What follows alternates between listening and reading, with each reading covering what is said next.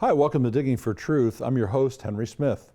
Today, archaeologist Dr. Titus Kennedy joins us again to answer the question, Exodus, myth or history? We're talking about evidence for the authenticity of the book of Exodus and the events that are recorded in it. Now, Titus, welcome back to Digging for Truth for part 2. Thanks, Henry. Good to be back. We're very glad to have you here. We want to refer folks back to episode 1 if they haven't seen it yet. And at the end of that episode, you give a summary of what we discussed. What we were talking about is this papyrus called the Ipuwer papyrus. It looks like it has some connections to the Exodus plagues. Again, we talked about some of that. Let's make another connection between the papyrus and the plagues, and that is the most infamous of the plagues, the terrifying 10th plague recorded in Exodus. So that 10th plague obviously is the death of the firstborn. And so there are a lot of people dying in Egypt, we read in the text of Exodus. And if we go to Ipuwer, we have some interesting parallels there. For example, he says, "He who places his brother in the earth is everywhere." There's also talk about lamentation being throughout the land. There are passages that talk about the Pharaoh being rebelled against and the palace is fallen. So the Pharaoh is involved in this chaos too. It's affecting him also. There's even another text, the dream stele at the Sphinx, which we'll talk about later, that connects into this 10th plague. Yeah, it's interesting. Again, someone who's skeptical could sort of take that one data point and pull it out and say, well, could have been a famine, could have been some kind of natural disaster, and so on. The point that you're making, and that we often make on the show, is that it's a matrix of evidence. So if multiple lines point to the possibility of connecting it, then this fits with the narrative. People are being buried everywhere. Well, that really does connect. It's not inconsistent, it's very consistent. Maybe comment on that a little. Yeah, exactly. So if we just have one parallel, maybe two parallels, interesting things like the Nile River turning to blood and some people dying, or even the agriculture suffers from some pestilence or insects, then we might say, oh, that's just a coincidence. But as you mentioned, when we have several different data points, several different parallels, and we're looking at a similar time period, then we have to answer the question, well, what is the best explanation of the evidence that we have? Is it that these things are completely different, they have no relation at all, or is it possible that they could have a correlation? And actually, in a publication on the Ipuwer papyrus, probably by the foremost scholar in the world on this text, he says that he sees the parallels between the Ipuwer poem and the account of the Exodus plagues. But he says there isn't a real connection there because both of them are not describing historical events. So based off of his presupposition, he says there can't be a historical link, but he does acknowledge that there are these literary and linguistic parallels. So in a way, if you try to strip away the worldview baggage or the paradigm that people often look at the biblical text, or in this case, poetry, you remove that and you just say, you look at the evidence, it's there. So it does show you how paradigms influence scholarly interpretations and conclusions. We always remind our audience of that, is these things are not done in a vacuum. But we need to move on to our next point here. And what's interesting is you draw this out after the 10 plagues. The Israelites depart Egypt. And, I had missed this in the text. Of course, this is famous. We always read the Bible and we miss things, right? Well, they plundered gold, silver, and clothing when they left. Comment on that. Yeah, we have something that very closely parallels that in Ipuwer. One of the quotations would be, "Gold, lapis lazuli, silver, turquoise, garnet, amethyst, diorite are fine stones have been hung on the necks of maidservants or female slaves."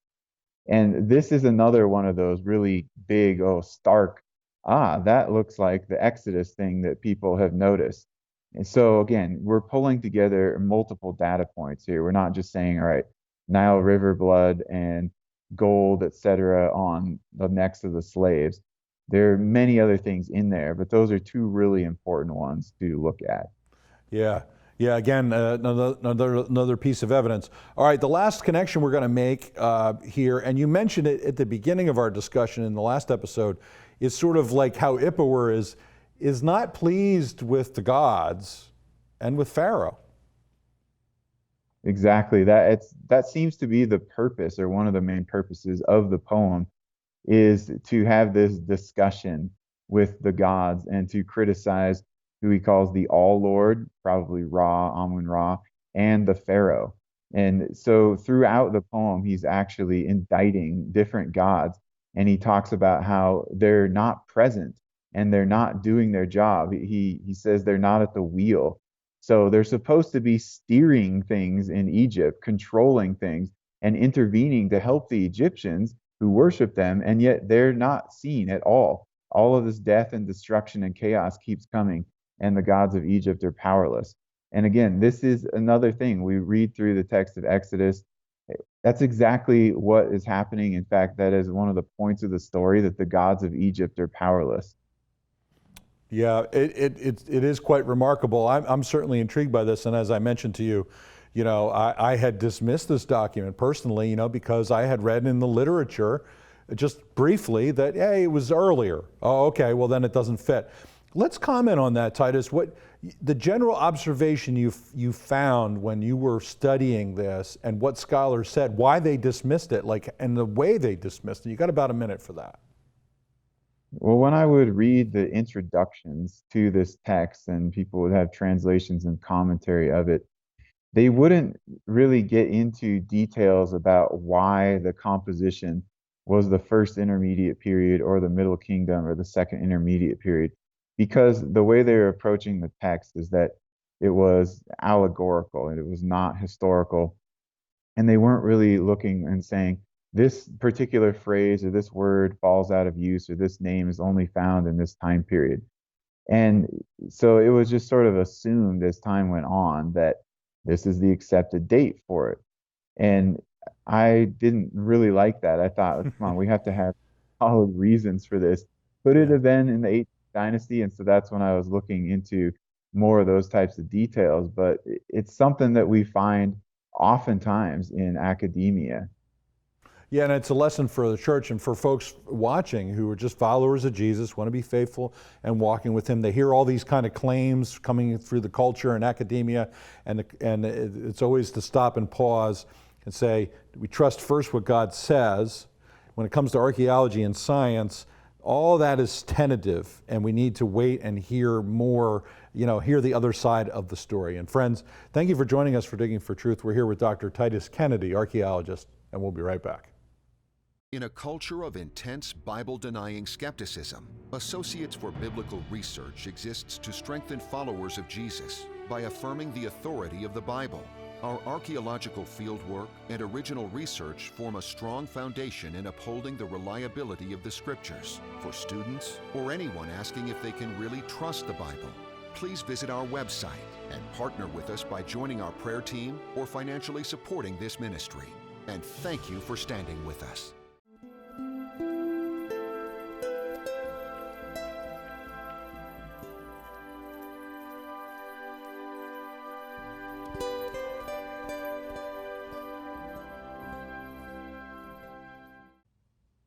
Hi, welcome back to Digging for Truth. I'm here with Dr. Titus Kennedy, who's an archaeologist. We're talking about the Exodus.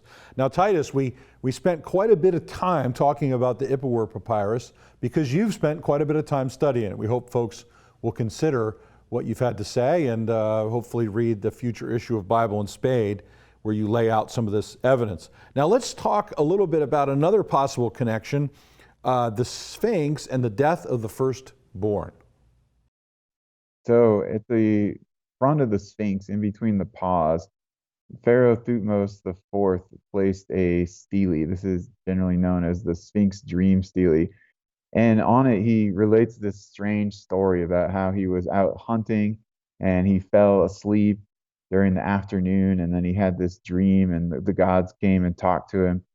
And they told him, okay, clear away the sand from the Sphinx, and we're going to give you a blessing, and we're going to make you the Pharaoh. You're going to wear the crown. And so Egyptologists have looked at it and essentially said that he's giving this piece of propaganda. It's a divine endorsement to make his place as Pharaoh, as king, more legitimate because there was some problem with the succession.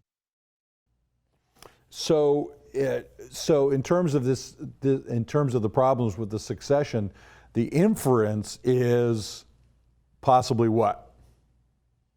That he wasn't the expected heir. And if we look into Egyptian history a bit deeper, we see that's the case because he had an older brother named Amenhotep who just kind of disappeared from history. In Egyptian records, we don't know what happened to him. We don't know how he died, but Yeah. he was supposed to become the next pharaoh. And so there's the issue. And so when he gets this divine blessing, then it looks like, oh, the gods planned this all along. Even though my brother died and he was supposed to be pharaoh, the gods they wanted me to be, and that was their plan. Yeah, yeah. So that's their reinterpretation. If this is a connection to the Exodus and the death of the firstborn, that's their interpretation of the events. Again, the mind of man reinterpreting what God has done. So it's very fascinating. It's something for folks to consider. And in fact, you discuss that in your book on page 58. We encourage people to pick up a copy of that. But let's shift now, Titus, to an inscription found in the Sudan. And if I understand it right, you traveled there to take a look at this inscription. Correct me if I'm wrong about that, but go ahead and tell us about that. Yeah, I sort of initiated a little epigraphy examination project because I had read about this inscription in a few places, some of them kind of obscure, but I couldn't find any photographs of it. They just didn't exist. So I thought, all right, I need to go there, check this out, document it, and do some more analysis because this inscription mentions the land of the nomads of Yahweh. That seems pretty significant. Yeah, well, it certainly is. I mean, not only just mentioning the name Yahweh, but if I understand it correctly, this is the oldest inscription with the name Yahweh on it. Let's talk about the dating a little bit and talk about the context. Please share that. Yeah, and the date and the context make it even more important, as you said. So the context is that it's on an Egyptian temple. It's at a place called Soleb. Now, this temple was built by or during the reign of Amenhotep III, and it was dedicated to him and to Amun Ra.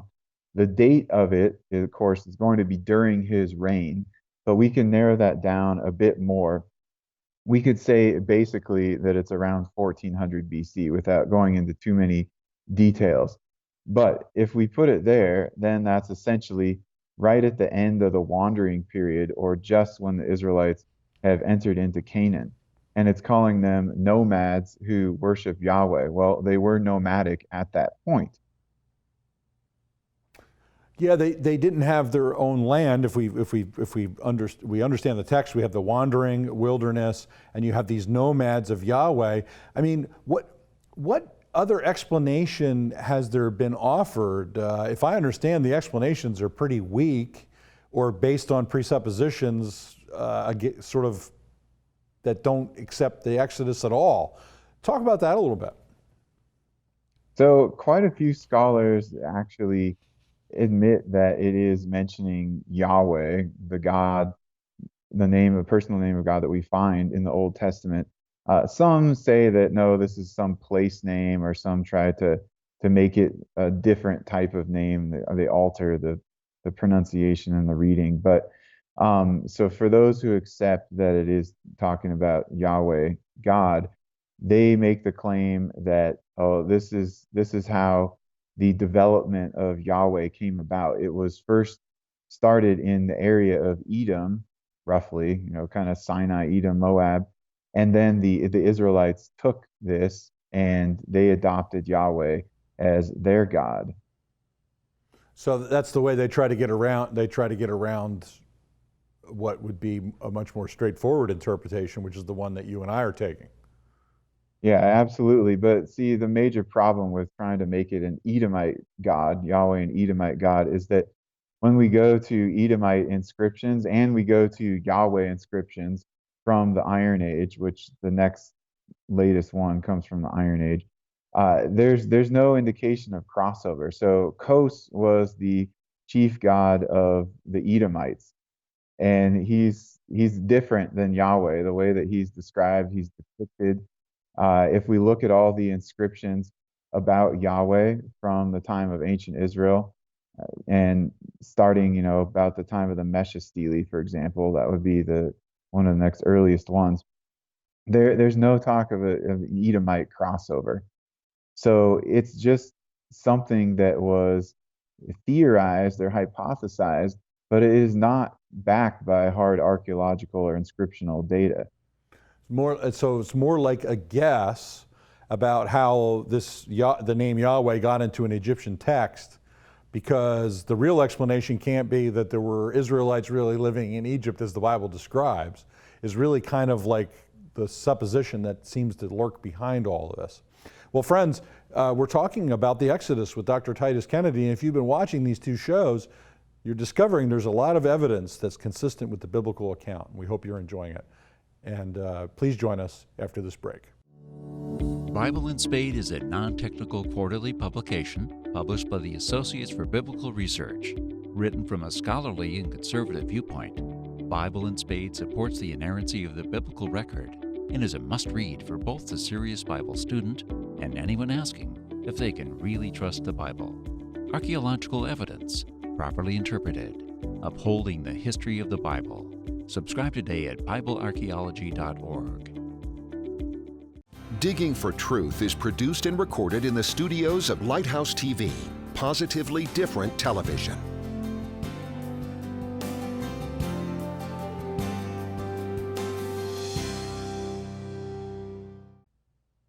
Hi, welcome back to Digging for Truth. I'm your host, Henry Smith. I'm here with archaeologist Titus Kennedy. We're talking about the Exodus. Now, Titus, we left off our last segment talking about this inscription, the nomads of Yahweh, dated very early, around 1400 BC or so, in that range, found in the Sudan. Very interesting reference, the oldest one made to Yahweh. But there's other information that's on this inscription that supports the argument that you're making. Why don't you share that, please? Yeah, so one of the criticisms that's come up is that, oh, maybe this isn't talking about Yahweh, the God, or where does it place these people, and does that coincide with where the Israelites would be?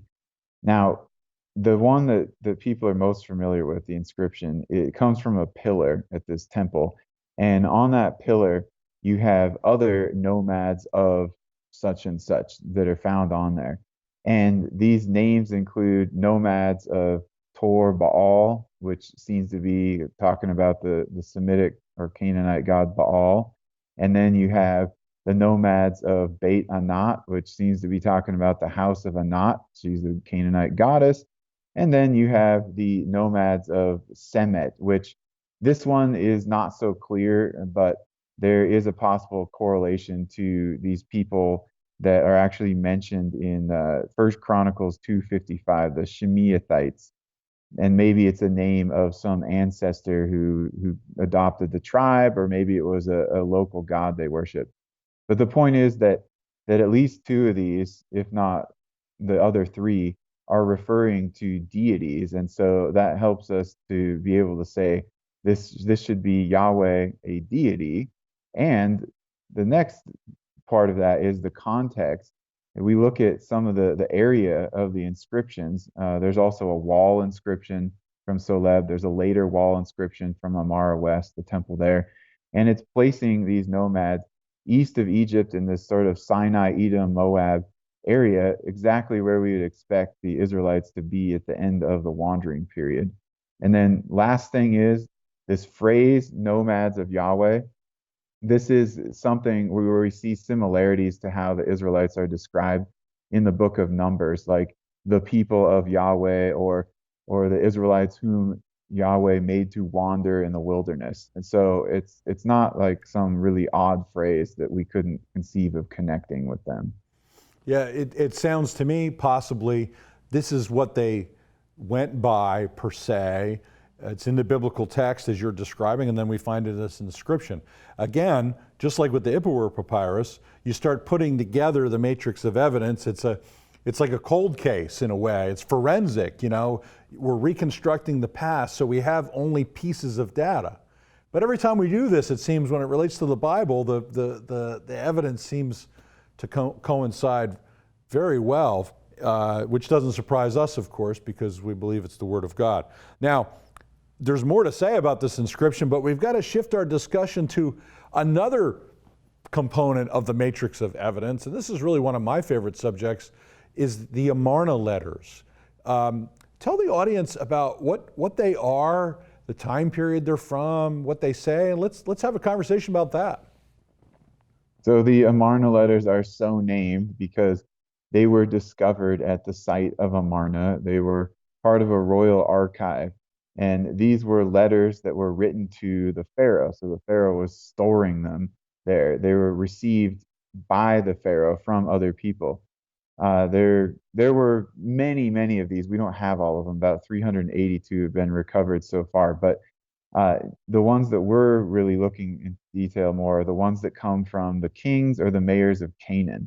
And they were writing to the Pharaoh.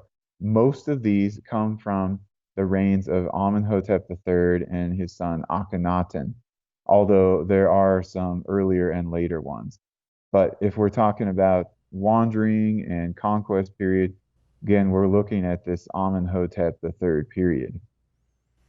So the descriptions, the connection now, so you're putting the chronology right around the time of the conquest, very close to the conquest, very early Judges period, like in that matrix of time.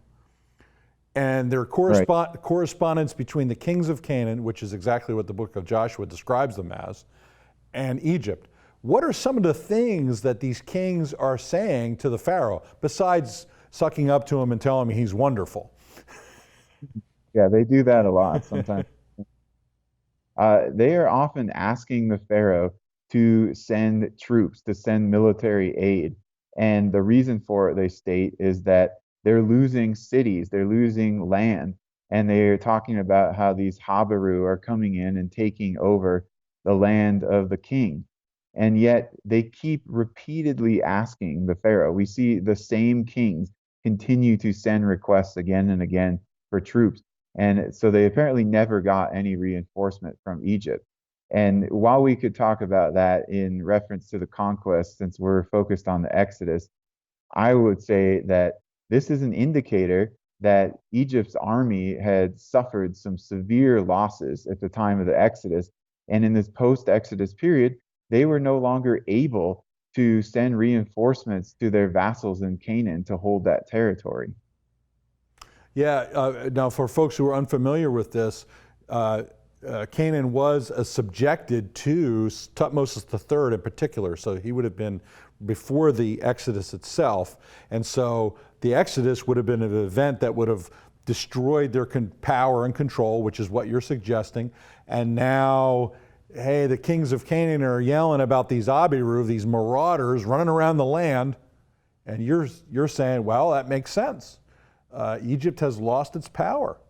It's really a fascinating connection. Yeah, and if you look into Egyptian documents, for about 100 years after the proposed Exodus date, we see barely any Egyptian military activity. It's little stuff like putting down some rebellions or going after one city. It's not the kind of major campaigns that we saw just prior to the Exodus by pharaohs like Thutmose III. Well, Titus, I can't believe it, but we've run out of time. We had some other things we wanted to talk about. Maybe we could do another episode sometime together, but thank you so much for all you do, and thank you for coming on the show. We so appreciate your work and your fidelity to the Word of God. Thank you. It was my pleasure to be here. Well, again, folks, thank you for joining us for Digging for Truth. As you heard from Dr. Kennedy, we just gave a sketch of some evidence consistent with the Exodus tradition recorded in the Bible. We believe the events occurred at the time and place that they said, and we find evidence outside the Bible that's very consistent with that. We hope this has encouraged and edified you, and that's lifted up your faith. Thank you for joining us today for Digging for Truth.